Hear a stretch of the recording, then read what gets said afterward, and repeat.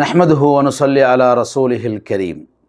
அன்புக்குரிய இஸ்லாமிய சகோதரர்களே, சூரத்துல் முஹம்மத் 9வது வசனத்திலே அல்லாஹ் சுப்ஹானஹு வ தஆலா குறிப்பிடக்கூடிய விஷயம் என்னவென்று சொன்னால், நபிகள் நாயகம் ஸல்லல்லாஹு அலைஹி வஸல்லம் காட்டிய இந்த மார்க்கம், அவர்கள் கொண்டு வந்த இந்த வஹி, அது சிலருக்கு கோபமாக இருக்கின்றது, வெறுப்பாக இருக்கின்றது, விருப்பம் இல்லாமல் இருக்கின்றது.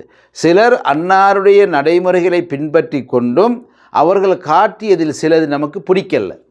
இது நபி செய்யாமல் இருக்கிருந்துச்சு, இந்த விஷயத்தை அவர் சொல்லாமல் இருக்கிருந்துச்சு, இந்த விஷயத்தை நமக்கு ஏவாமல் இருக்கிருந்துச்சு. அப்படி நம்ம ஒரு தடமாட்டத்திலேயோ கோபப்படக்கூடியவர்களாக, அதை சஞ்சலப்படக்கூடியவர்களாக, வெறுப்பாக நம்ம இருப்போம் என்றிருந்தால் இந்த மார்க்கத்திலே இருந்து நாங்கள் விலகிவிட்டோம். நமது பேர் முகமது அகமது இப்ராஹிம் இருக்கும், முஸ்லீம் ஜமாத்தில் நம்முடைய பேர் இருக்கும், ஒரு பள்ளியில் பதிவு செய்து இருப்போம், ஒரு முஸ்லீம் குடும்பத்திலே வாழ்வோம். ஆனால் நாங்கள் இறை நிராகரிப்பில் சேர்ந்து விட்டோம்.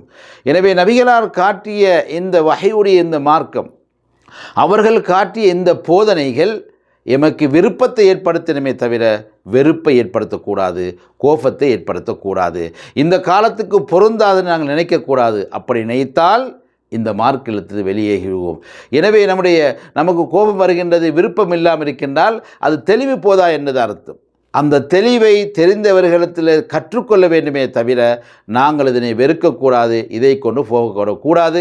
இப்படியான சிந்தனையை விட்டு அல்லாஹ் நம்மளை பாதுகாப்பானாக. இந்த நபி கொண்டு வந்த மார்க்கத்தை முழுமையாக ஏற்றுக்கொண்ட கூட்டத்தில் எங்களை ஆக்குவானாக. வல்ஹம்துலில்லாஹி ரப்பில் ஆலமீன்.